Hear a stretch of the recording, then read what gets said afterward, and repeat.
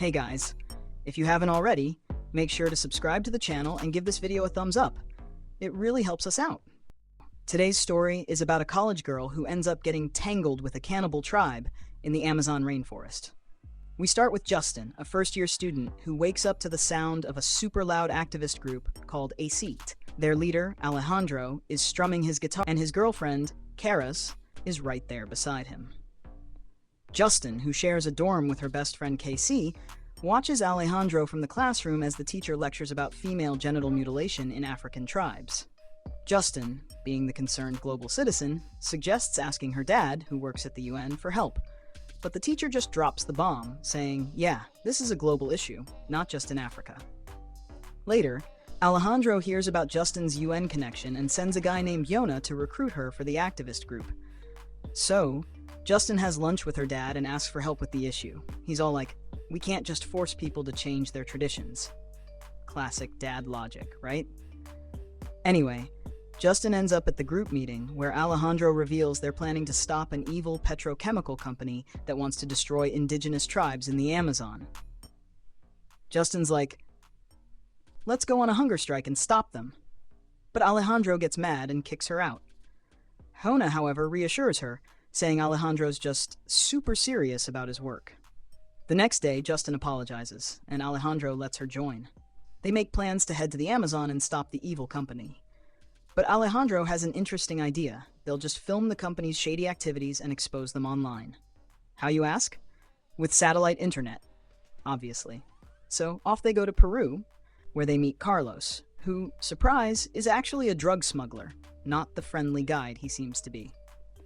They hop into a small plane and head straight into the jungle, where Alejandro decides they'll pose as workers to get close to the project. In a plot twist, they all chain themselves to bulldozers and trees to stop the destruction.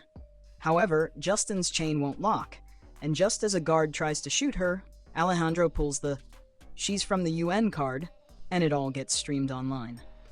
Of course, they get caught, but Carlos bribes the guards, and they're set free, for now. They hop on a plane to head back to the US, but plot twist, the plane crashes in the jungle.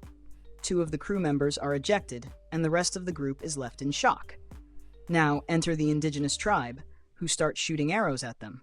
Karis, Alejandro's girlfriend, gets killed, and the rest of the group is knocked out with tranquilizers. When they wake up, they're dragged to the cannibal tribe's leader. And guess what? They're about to be the next main course. They even start preparing to chop up Jonah because he's the fattest. Alejandro, ever the optimist, reassures everyone, don't worry, the bulldozers will be here soon. Yeah, because that's the backup plan when you're surrounded by cannibals, right? The next day, while Justin's playing a sweet tune on her flute for one of the tribe kids, the tribe's butcher comes into the cage and takes the girls to the leader. They want to find out which girl is still a virgin, and guess what? It's Justin. The tribe goes wild with excitement, and Justin gets separated from the group. Meanwhile, Scott distracts the guard so Samantha can sneak out and escape. She hides in a boat by the river, but we soon learn that she didn't get away. Spoiler alert. She got caught and turned into dinner. Back in the cage, the tribe brings them some meat to eat, but Amy notices something off. There's a piece of skin with a tattoo that's definitely Samantha's. Realizing they've been eating their friend, Amy completely loses it and takes her own life right there. Meanwhile, the group sneaks in some marijuana into Amy's system, and guess what? The tribe starts to get a little too chill, and everyone becomes like zombies. Daniel and Justin escape the cage, but Alejandro won't let Scott come along because he's super sure that bulldozers are on their way. He doesn't want Scott to get eaten alive without him, apparently. So while the zombified tribe is munching on Scott, Daniel and Justin reach the plane crash site, but of course, the GPS doesn't work. But then, they hear a phone ringing. Plot twist again. It's Karis's phone. The tribe shows up and they capture Daniel, torturing him while they prepare to perform surgery on Justin. Just as the leader's about to do his thing. Gross, right? They hear a shout. The evil company is attacking. Justin narrowly escapes the surgery because the tribe has to go fight the company. In a surprise move, the girl Justin played the flute for earlier frees her, and she's off. As Justin runs for her life, Alejandro calls her for help, but she just keeps running. She stumbles right into the middle of the battle between the company and the tribe, and, because of course she does, she starts filming with Karaz's phone, shouting, "I'm American."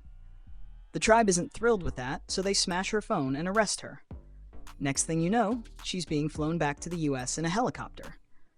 Back home, Justin tells her dad and the UN folks about her very traumatic experience, but she leaves out the part about the cannibal tribe, opting instead to say that she survived the plane crash and was helped by the tribe. But wait, there's more. A few days later, Lucia, Alejandro's sister, calls Justin. She says they've received a satellite image that looks a lot like Alejandro. Cue the dramatic music.